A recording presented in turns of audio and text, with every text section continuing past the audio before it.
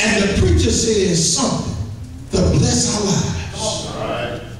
And the beauty about being in the Lord's church, the preacher is always going to bring something from thus says the Lord.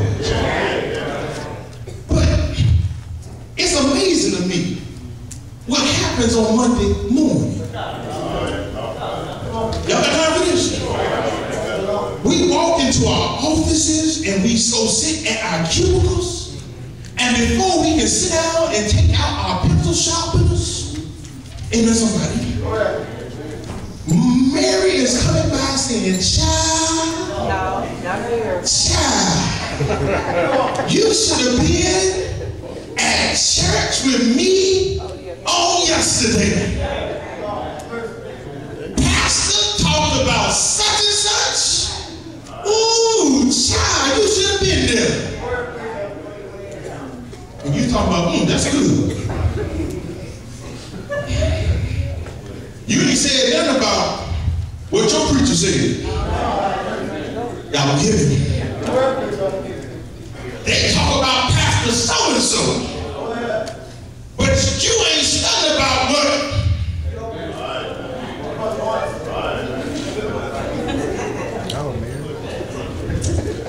But if the man of God has blessed you with a word, you ought to tell somebody. If the man of God has given you something to enrich your life, you ought to tell. If the man of God has uplifted your spirits after you've been down all week long, you ought to. It ought to be some folks halfway running out of here saying, child, did you hear what broke on?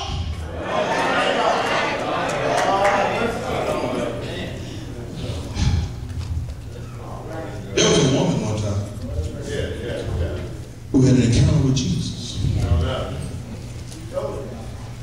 And Jesus said, can I get some water from the well? Jesus said, I'm going to give you some living waters. And then Jesus proceeded to tell us some things about herself that she didn't think nobody else knew. Amen, somebody. Told about that man that you with ain't yours.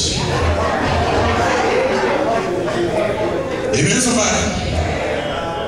And after an encounter with Jesus, after Jesus told her about that water, that living water, the Bible tells us that she went back to town and she told, she knew like some of us and said, I'm just going to the house and sit next to this man that ain't mine. She went back and told everybody about a man that had told her many things. If you've been blessed by the word, you need to tell somebody, because there's somebody else that needs to be blessed by the word. There's some folks around you that are struggling in the situations of their life, and they need to be blessed by the word. There's some folks that are dealing with some family issues that need to be blessed by the word.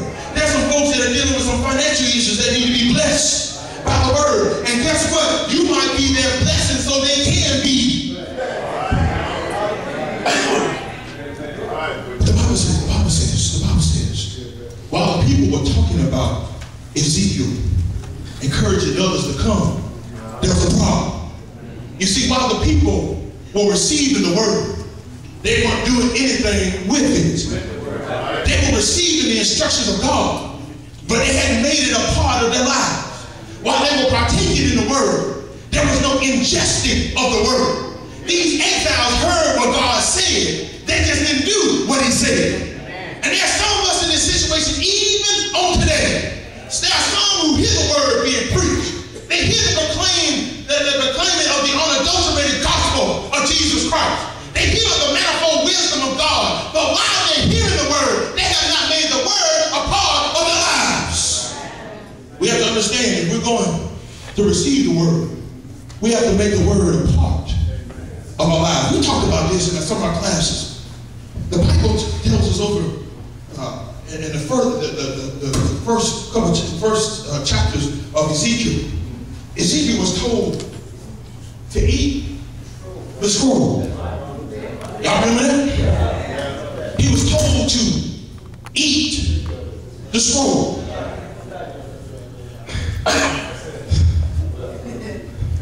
See, if you're going to make something a party, you got to add it to. See, y'all can talk for this. This is a biology lesson 101. In order to gain the nutrients found in food, you got to consume. Amen, somebody? See, once Rabbans decides to let y'all out, catch that. And you decide to go to dinner, and you sit down, and you got, your fried chicken, macaroni and cheese, collard greens, black-eyed peas, cornbread, candied yams, potato pie, potato salad, smothered rice, smothered pork chops and rice. You don't need to call a roll anymore. Amen, somebody? I ain't saying what I'm going to eat. I'm just saying. And somebody says, Mama's coming down there. We going to your house.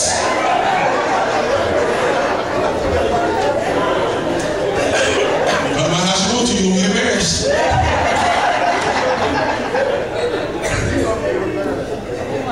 But once you sit down at that table, and you eat that food, you chew with your teeth, and you put the food down. Once that is done, you swallow. Those of us who swallow right, because some folks don't chew, we just say amen again. But once the food goes down, it hits the digestive juices in the stomach. Where that food is broken down, the nutrients are absorbed by the body. And the stuff that's not used continues on through the small and large intestines to be eliminated by the body as waste. But the body keeps everything that it. He told Ezekiel, eat the scroll.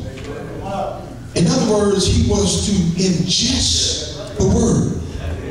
But it wasn't just eating, it was also making the word a part of his life. Amen, somebody?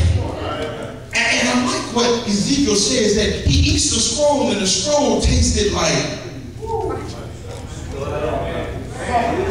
it tasted like honey. We don't talk about this before, have we? One of the most beneficial substances in the world is honey. Honey has essential elements within it that are beneficial to the body. And on top of that, it tastes good.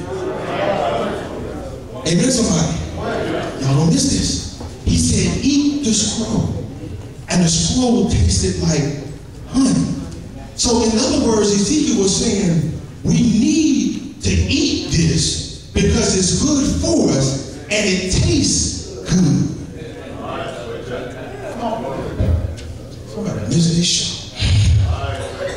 The word is good and it tastes good.